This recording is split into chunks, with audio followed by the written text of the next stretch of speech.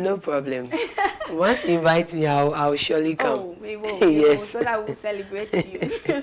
You know, we have a segment that we use to celebrate, you know, every interesting personality, not just interesting ones, every personality all across the globe, and even our cherished viewers. So, how much more our guests? Oh, thank you. We would love to celebrate you. Thank you. All right, so today we are talking now about suicide. Suicide, yeah. Mr. Bra, before we even delve into the topic or get to know about what suicide is, what do you think will even push someone to think about that particular word in the first place? It's a whole lot. You know the life that we are living. It's like people have planned how they want life to go. Maybe by age 30, I should be done with university. I have a job. I have a house. Maybe by 35, I should be married, have kids, start something for myself.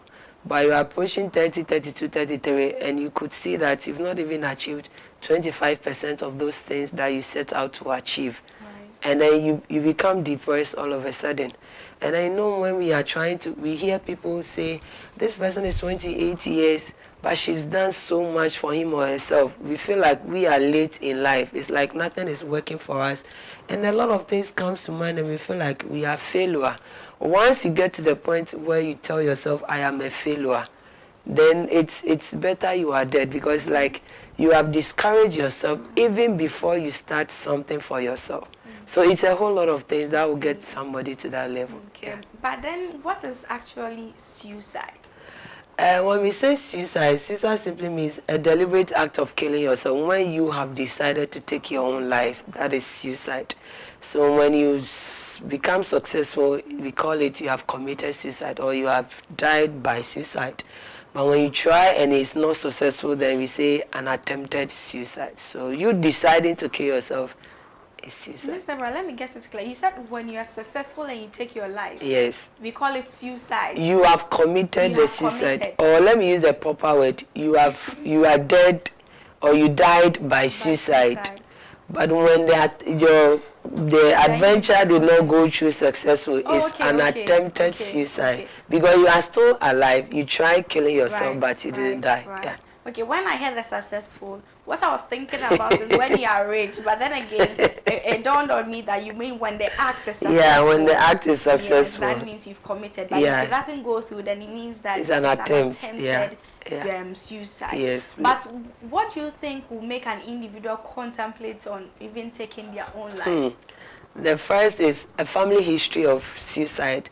When you've had people around you who have tried suicide. It's like there is the desire. You feel it's the norm, because my auntie couldn't make it in life, decided to kill my uncle, a cousin, a friend. You feel like, oh, it's normal. If I'm working and it's not working, why don't just I end it all? So a family history of suicide, and then a previous attempt.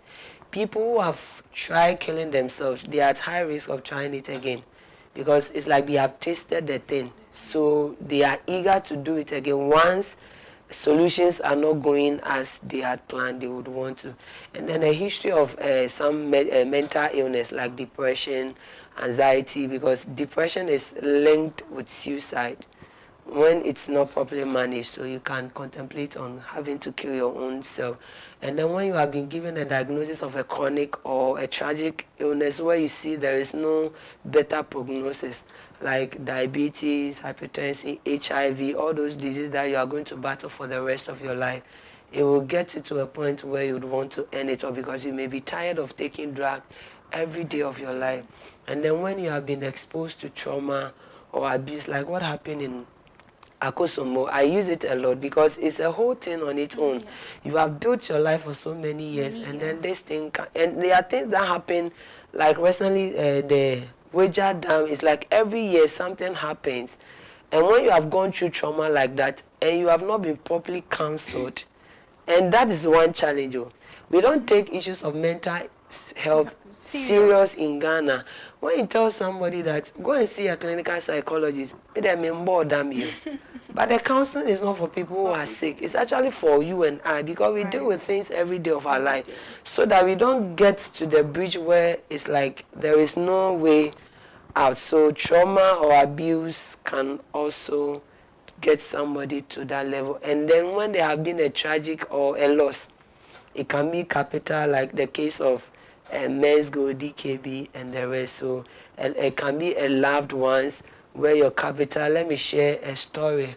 I think the last but one suicide case I saw before coming, it was an attempt anyway. You know, the people who try the suicide, they don't actually want to die. But when we tell people, it's like they don't believe. Suicide is a cry for help. Because how can somebody drink DDT and then comes to you that I've taken something? Take me to the hospital. When the person wants to die, do you think they will come to you? No. They would rather go and stand in front of a moving bus, a moving train. That one is quick. We know you really mean the business. But why would you drink a pesticide and then you calm down my stomach? When we ask you what happened, then you show the bottle that you drank the thing from. It means you didn't actually want to die. So there was this man that was brought to the ward. We were called from the unit to come and see. He was in his late 40s or so. He is a cocoa farmer. He has saved for, I think, close to the year. He hasn't touched the money that comes from the cocoa selling. And then he's gathered money from the other cocoa farmers. And they've been saving the money in a bank. So I think it was the latter part of the year. And they are sent him to go for the money because they were going to buy fertilizer and other things they will need for the coming year. And I don't know, it's like the man was monitored whilst he was entering the bank. Immediately he came from the bank. A motor just bypassed him and they took the money from him. And then this man got to the house, entered the room, picked a combination of the weedy side and then drank it. And then after the drinking, he complained to people and they brought him to the hospital. You see that he had lost something, and it was a huge sum of money that he had lost after the month. So that alone has taken that man to that position. You would think that, oh, what is it? Is life no more precious than money? That is you. We all have ways we handle issues that we come across. But these are some of the reasons why somebody would want to contemplate on committing. But do you think with regards to the story you just shared, there are clear warning signs that show when someone is considering suicide? Yeah. People don't just stand up to commit suicide. Even with the case of this man, when he came, the family knew he was going to the bank to bring money. So what is the news we are expecting? An excitement that he will come and then he will be happy, willing to share what happened. But this man came from a bank, entered the room straight. That is a warning sign that something had gone wrong. There are always warning signs. It could be many, it could be just a few. You could see that people die and after the death it's like, oh, I saw this, but I thought it was just a face. So there are always warning signs. And some of them could be that mostly their talks are about death. I want to die. I'm useless. There is no use. Nobody will miss me when I'm not here. Like their talk is always about death, how they are thinking they will not be here next week. It's not like they are sick. It's not like they are going to this UK that has come, that people are going. And they are always bidding people goodbye. You will not see me next week. You will not see me this day. They are not traveling. Their goodbye is telling you that they want to end their life. And then also they begin to dispose of their possessions, especially the precious one like gold. We know people die and they leave things for us. We search through their things before we find them. But somebody can give you their gold. Things that are precious. When people are dashing those things to you, know that there is an agenda behind. And then they put things in order. Some even make will. It can even be written or even verbal. When they are showing that when I'm not there, this person takes this, this person takes that, this person takes that. So there are always warning signs. They don't just stand up and then say that I'm killing myself. So people have to be very observant. When we are there with people, we should observe. We should observe. Either than that somebody would die before you realize that the person had given you all the signs. Because all the time I'm talking to you and all our conversations are about death. Then it should prompt me that something is going through your mind that if you don't take care, you would want to take your life. Yeah. So do you think we are not actually paying attention to these victims, or they are not rather making these signs very clear? Oh yes, we are not paying attention. It's like we have trivialized everything. It's normal. I have gone through it and I have coped. Why can't you also cope? But know that we are different people. I tell people that we have different personalities, and everybody is unique in his or her own ways regarding the strength and the weaknesses. Right. The fact that your boyfriend broke up with you and you did not cry, you are okay. Even broken heart can somebody take their life. Right. Because the incidence of this, I think last year we had cases in the secondary schools. Most of them are broken hearts. Secondary school, even GHS students. So the fact that you were able to cope with it doesn't mean that somebody can do it perfectly like you. So we should be observant. Observation is the key to know that somebody is contemplating. You know that this person is not a farmer, but all of a sudden they've developed interest in purchasing pesticide and weedicide. What is the person going to do with it? You are a woman. You have even been scared of guns all your life. And then suddenly you have developed interest in wanting to get a gun for yourself. Why? We should probe to know why people are behaving, and when people change, we should be careful. Okay. This person is lively, is jovial, outgoing, and then all of a sudden they are down. It should tell you that something is going on, and we should be interested in knowing what is happening in the person's life before we say, had I known. Yeah. But don't you also think that, Ms. Deborah, sometimes it's because some of these people that we actually go to pour out our hearts to, sometimes is it that they don't tell us what we want to hear, that is why we end up committing suicide, or sometimes they are just too self-centered? It's because we are choosing the wrong people to talk to. The fact that you have a problem and you want to talk to somebody, it doesn't mean everybody. The person can be your friend but doesn't have your interest at heart. Going forward, when we talk about the people to talk to, you know, somebody it can be like your spiritual leader. Maybe you have a relationship with your man of God you can talk to. You have a mentor. I tell people that mentorship is very important, but we take it for granted. Everybody thinks that I can be a boss on my own. No, wherever you want to be in life, somebody has been there already. So having a mentor in your life doesn't mean you are weak. It doesn't mean you can't achieve things on your own. It only means that you are human. And then there will be time in your life you will veer off the path, and then you want that person to bring you on track. The person is not going to give you money. The person is not going to rent for you. The person is actually not going to do anything big in your life. But just the little advice, the encouragement, the inspiration the person will give to you will help you in a lot of ways. So talk to the right people. That's what I would say in that regard. It's not everybody you can talk to. Sometimes even our parents can be the right people to talk to. Yeah. So you have to know who to talk to, and I'll share with us who to talk to so that we don't keep it all to ourselves. And then when you are there with people and they are like, they are not talking. That just that if you are converting them into words, it can be 1 billion words. So don't just ignore it. The word is we trivialize things. It's normal. It's normal. It's normal. But not all things are normal like that. Yeah. Okay. So what are some of the myths that are associated with suicide that we need to debunk? Okay. The first of it is that people say that people must be mentally ill before they think about committing suicide. Though issues of mental illnesses can let somebody be in that position, but it's not everybody who commits suicide that has a mental illness. Like the example I give, the man has not been diagnosed. It's just a loss that took him to that level.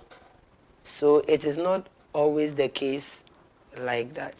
Please, I'm even confused myself.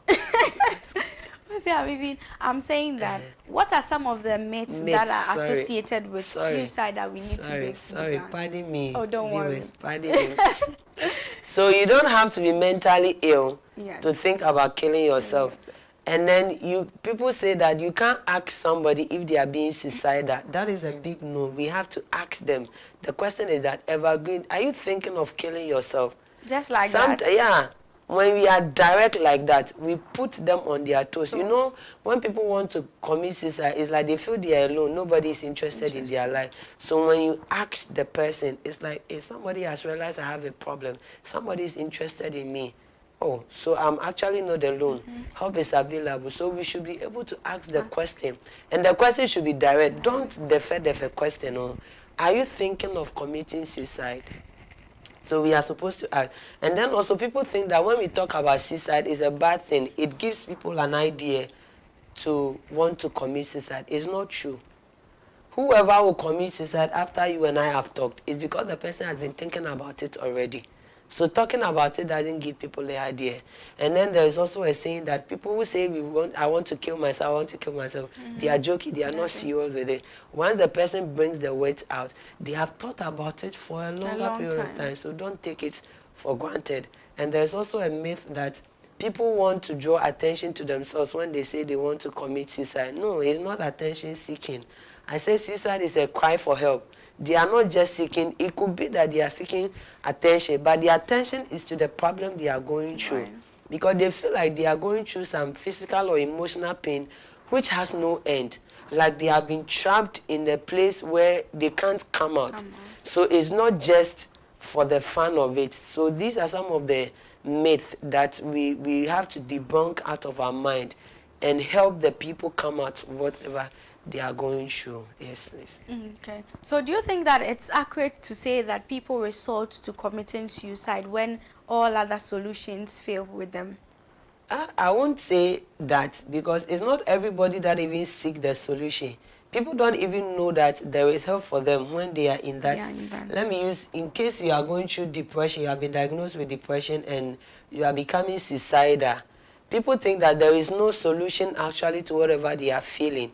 So there is help for them, but some of them don't know. Some have tried maybe 1 or 2 solutions and they have failed and they just give up. So it's not always the case that I have tried or missed. You can't try or miss, because suicide can never be the solution. It can't be the end, because when you die and there is the other side of life and then you meet your maker and they ask you, why did you take your life? What will be the answer for you? You think that you are ending it, but the life doesn't end just by death. There is more after death. So it's not always the case they have tried or missed. Some don't try at all. Some have tried and they have given up. And even some societies are even discouraging them. We push people to the edge to want to kill themselves. Society does a lot. When you are 25 years, when are you bringing your boyfriend with your girl? Even men don't suffer a lot. When are you getting married? When you marry 1 year, 2 years, when is the baby coming? And then when you give birth just one. When you have to, why have you brought only females? Why won't you add 1 male? And then it's like at every point in life there is pressure. So even society does a lot of things. So we should be careful the things we put on people. They might be too much for them. So it's not always the case that they have exhausted all solutions. Yes. Okay. And when we need help, since you're saying it's a cry for help, is it always the case that we need to resort to these health facilities that you spoke about, or we just need to talk to someone? Oh, the health facilities are, they are key, because I say that now mental health services everywhere, in every government facility. So even when you go, at least you'll find a psychiatric nurse there, and counseling is part of the services we render. So you have to seek the help. You have to go to the hospital, talk to a psychologist. When you find a psychiatrist, it's fine. When you find a counselor, it's fine. So it's very, very important we speak to them. And not just the hospital. It can be your spiritual leader, like I mentioned. It can be your parents. It can be friends. Just know that they are trusted individuals. That's the thing. And the reason why I begin with the health facility is because we have an oath. We have legalities binding us, knowing that whatever you are telling me, I'm not supposed to share it outside. Because when you hear it, you can sue me. So I am very much particular with confidentiality. But when we are going outside, know that this person is a trusted individual. So as spiritual leaders, they can be of help. Our parents, when we know they can be in the position to listen to us and help us, can also be. Okay. Yes. Earlier, you spoke about the fact that people don't really resort to some of these health facilities because of their perception about it. Do you think it is because of the Ghanaian community we find ourselves in, that is why we don't believe in some of these facilities, or people individually, people just don't like to ask for help? it's a mixture of things. One, ignorance, and then the other things to our own perception. Ignorance in the fact that we don't know that they are there for us. Like when I mentioned when you tell people that they should go and see a clinical psychologist, they are like, they are not sick. People think that when we mention mental health services, it's for people who are mad.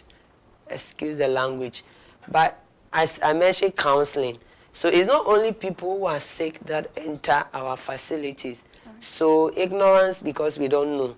That is why we are doing the education, letting people know that mental health is broad. Mental illness is just one facet of mental health. And we don't have to get to the point before we seek for help. Even when we have not gotten there, we can also show ignorance. So we are educating the public and sometimes our own perception. People feel that when I seek for help, it means I am weak. Then man soon. We swear then I will cocker as a machobi.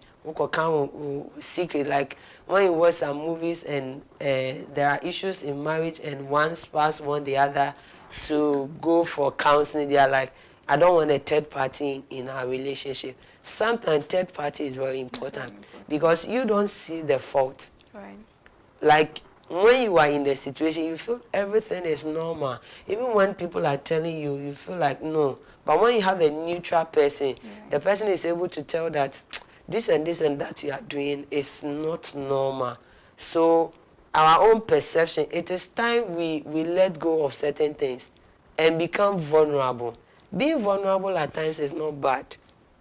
It only means that you are human.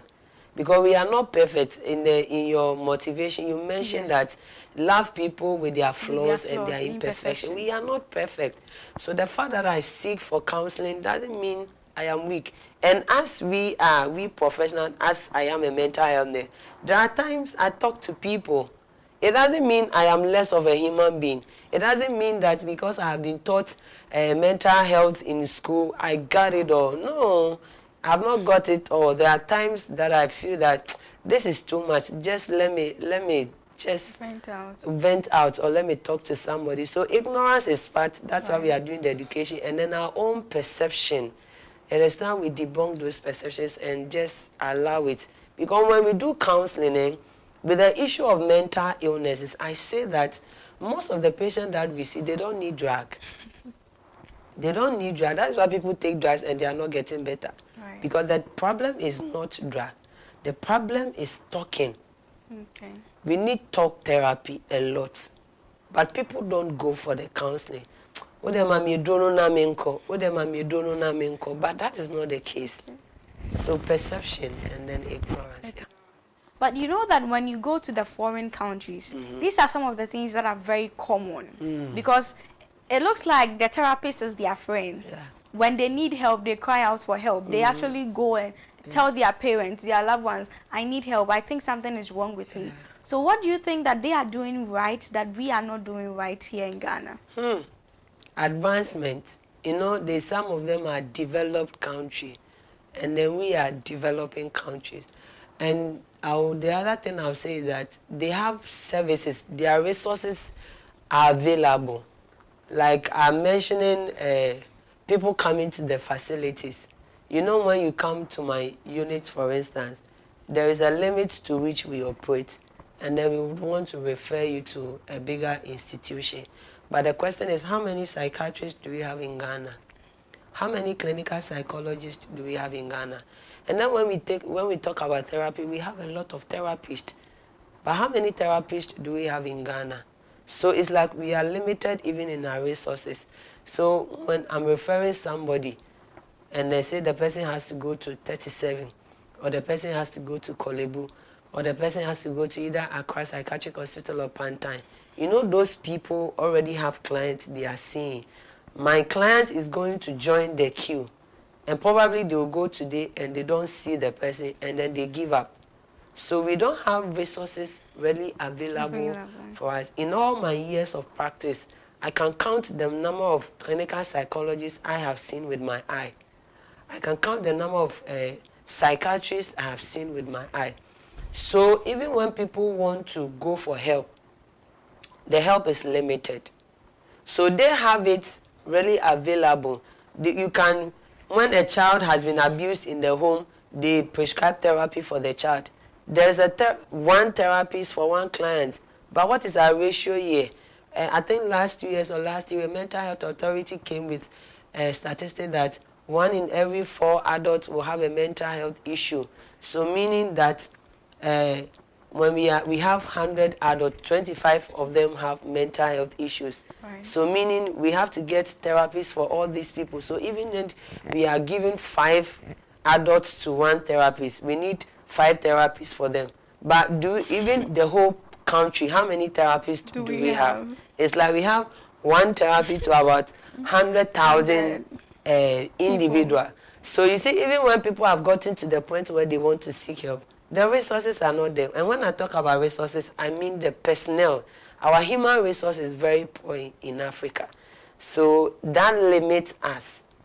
But outside, it's very common. I talk to most of my mates who are practicing in the UK now, and sometimes I get the desire to go just because of that. It's like, you need this, is here. You need that, is there. You need that, is there. But in Ghana, you are just. Yesterday, a client called me asking me if the drug that she takes, some are there.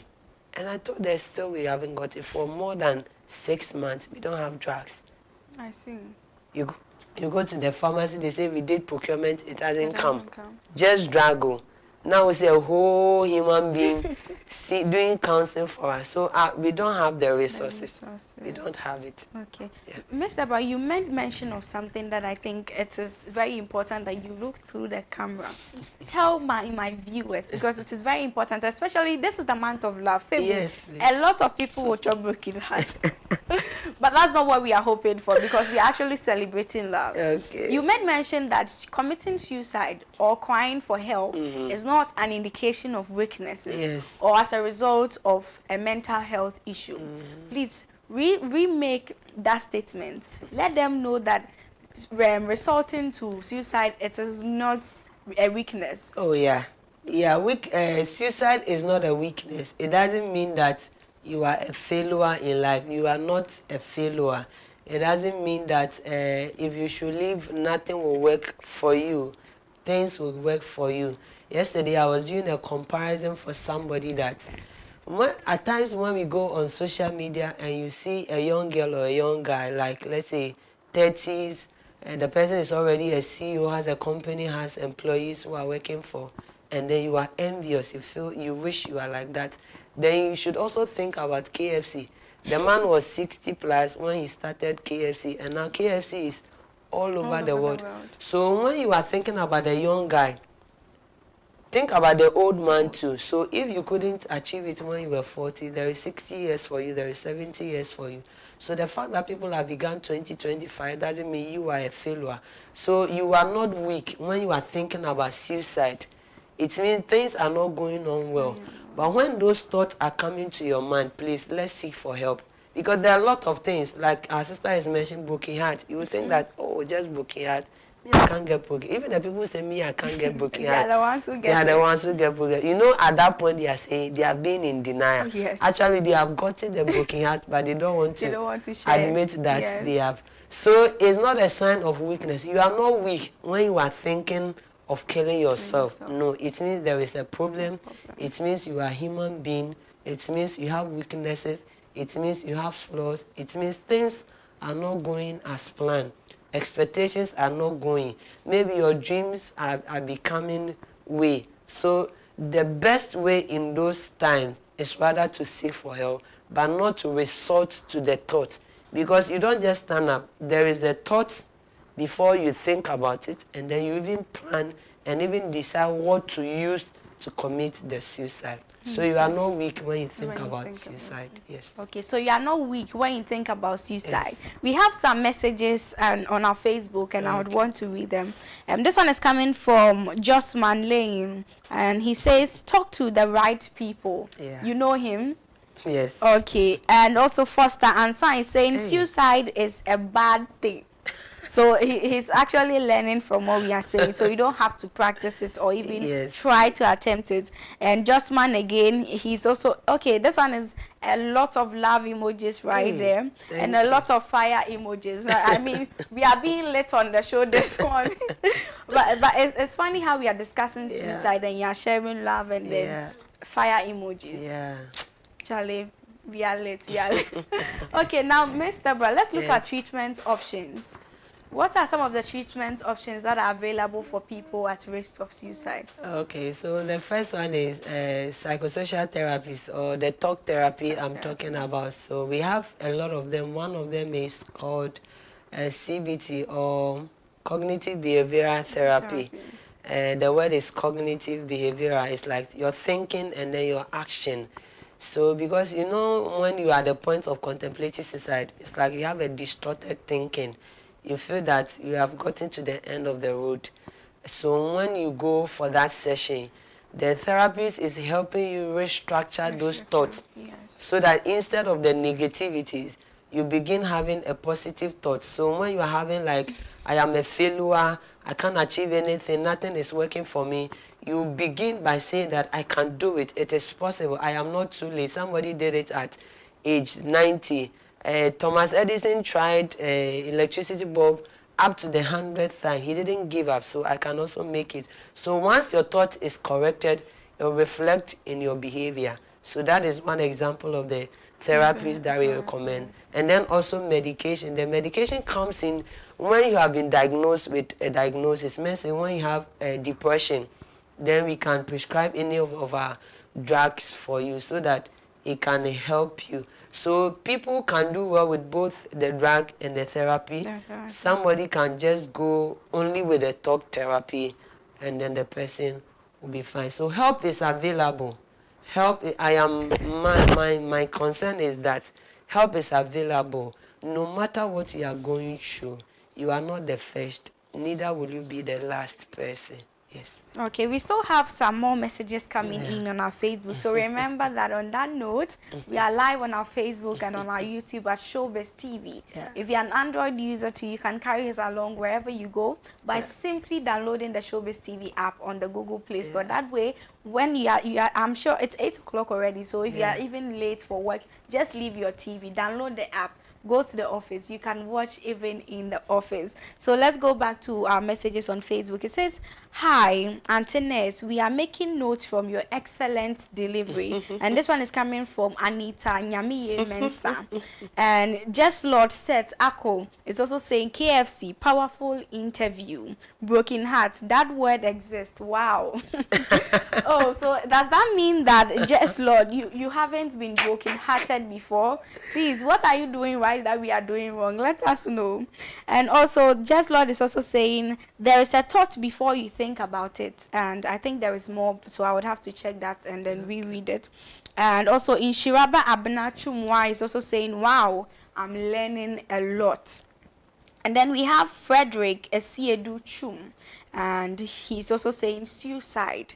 And Amwa Richard has also sent us a lot of fire emoji. We appreciate you. Thank you very much. And then, your boss? Kind of. Not really, but okay, that's nice. That's nice. And this one is also coming from Anita Nyamiye Mensa again, and she's saying that lady doing the interview, you are very good. Your composure and your questions are great. You are a delight to watch. Oh, thank you so much. Miss Deborah, am I blushing? Thank you so much. You are over blushing. Oh, okay. Let me be calming down. All right. Thank you so much, Anita. And Just Lord again, he has also sent us another fire emoji. And then Anita again here says that, hi, Auntie Ness, you are making a lot of notes. And, keep your messages coming. This is what we love to see. And thank you so much for watching us. Remember that we always go live on our Facebook and on our YouTube, so always make sure you send the messages. I'll be glad and delighted to read any message that you send in. And now let's get back to our, suicidal discussion. Yes, please. This comments that the person, is it Just Lord sent? It says that this broken heart, does that word exist? Yeah. Wow. He's surprised. He's surprised, and it triggers me. Yeah. Because if he is asking if the word exists, then it means that people are actually enjoying life on more of, should I say, a silver platter or good things than some of us are enjoying or actually experiencing. It could be that, and it can also be planning. We don't just enter into relationship. Okay. It's work. If you are not ready to do the work, don't venture. Because it's not all about I love you, baby, how is your day going? I'm hungry, those kind of things. It's more work than the words. So when people are not ready to do the work, you get to a point and then you get tired. That's where the booking had to come. You're like, oh, you promised me this and this. And people have a lot of expectations when they are entering into a relationship. Please, expectation will kill you. Okay. So you should be ready to work. If you are not ready to work, don't start. And then plan it. Don't have expectations in quotes. Because it's expectation that takes people to their early grave. Yeah. Okay. But Miss Deborah, are you a therapist too? Or something? I'm a multi-purpose woman. Okay. So you do all of that. A lot of things. Okay. Then this is a great way to market yourself, because I mean, you are so good at what you're doing. And let me say for everybody to say, I'm so proud of you. Having you on the show is always like delightful. Yeah, and thank you. It makes everything so good and interesting. Thank you. But then, Miss Deborah, how effective can one support a friend or a relative who is actually at risk of suicide? Okay. So the first one I would say is being observant. When we observe people around us, we are able to tell their norm from the deviation. So when you know that this person has changed and the thoughts and their talking is giving you an indication that they are about contemplating the suicide, the first is ask. Like I said, ask the question. And the question is be direct, polite but direct. Are you thinking of killing yourself? Do you want to kill yourself? Because they think that nobody has seen what they are going through. So you asking just the person's mind to him or herself that somebody has noticed the changes and that somebody is interested. They want to keep everything to themselves. So you asking it is giving them an avenue to open up. It means you care. So in the asking, we are showing love, we are giving hope, we are being empathetic. Like you want to be in the shoe of the person. You are giving hope that you have not achieved this and this and that, but there is hope for the future. As long as you have life, you can achieve everything. The story I gave, the 30-year-old man and then the 60-something-year-old man, you have not achieved it. Like myself, I can use myself personally. I think recently I was going through my vision book and I'm like, I wrote a lot of things that by my age now, I should have achieved, but I've not achieved all of them. Should I kill myself? No. So we are encouraging hope. So asking is the first. The second one is be there for the person. When you are being there, listen. People want to talk, they don't want to listen. And when we say listen, it's not just listening. Active listening. In the active listening, you are present with the person. Like many workers say, me share with him, me tie. Once I make say, oh, bouti. You are giving me an indication that you are following what I'm saying. It's not when I'm talking so. No, sometimes because the expression you give to the person shows your interest in the thing. When you are telling me something I'm not interested, so we should be there in the being the active listening, we shouldn't be judgmental. Now also I did when I find the personal. The moment you do that, they won't say whatever they want to say again. And we should be empathetic. We should sympathize with people. So that is being there for the person. The third one is let's keep them safe. When we say keep them safe, I'm not saying they are babies that you should be carrying wherever you are. No, it's not as much as possible. We should try to limit their exposure or their access to lethal items like guns, like medication, because people take pills to commit suicide. Anything harmful, this person contemplates like suicide and other things, we should limit their access to those things. That is keeping them safe. And then we should get them connected. The connection is connecting them to the right people to talk to. So like the health professionals, spiritual leaders, trusted friends. It can be your employer. Maybe you have built a relationship with your employer to the extent that you can talk to the person. And you know when you talk to your boss will not sell you out. You can do that. Among your friends, there is one matured or two matured among that you share issues with. You can connect the person to that. And then be checking up on them. The lastly is be checking up on them very often. Once in a while, maybe you are not living with the person. Maybe every morning you call Evergreen, how are you doing? How is it going? How was your night? Like, be interested in their everyday activity. The more you are doing that, it looks like it's a burden. Even initially, they'll repel it. Yeah. It's like they don't want it. They want it. Eventually. Whoever you are trying to help and they say, I don't need her, no, they need help. They are just being yes. So every day you are checking up on them. Right. It makes them know that, oh, I am not alone. I belong to some people, and then it will help. So we have a lot to do for them, but the key of them is observation. Observation. Yeah. So every individual has to be very observant. Very observant. Yes. Your colleague, be observant. They are not your family members. But if you should come to work one day and they tell you that, oh, that guy, I don't want to use a common department. That guy in this department is dead. What happened? When we came, we found him hanging. You will be sad. Even if you have not talked to that person ever in your life, you will be sad because he's a human being that has committed suicide. Right. And it puts fear and anxiety in you working in the same environment. So we should be interested in everybody we come across with. Okay. Beyond the warning signs that we discussed or you spoke about, what are some other specific risk factors that increase the likelihood for suicide? Specific. I'll still mention the tragic, the trauma, because we can't handle trauma the same. Trauma is very, very, very key. And then like in relationship like this, the relationship where there are a lot of expectations. You are expecting your boyfriend, your girlfriend to do this and they are not doing it, and then eventually the relationship breaks up. It can do that. And then society, I'll elaborate on this, and I think that will be the only thing I'll talk about. Society expects a lot from us, and when we are not able to meet the expectations from society, it can make somebody commit suicide. Like when you are growing up, you are supposed to do engineering, you are supposed to do medicine, do law.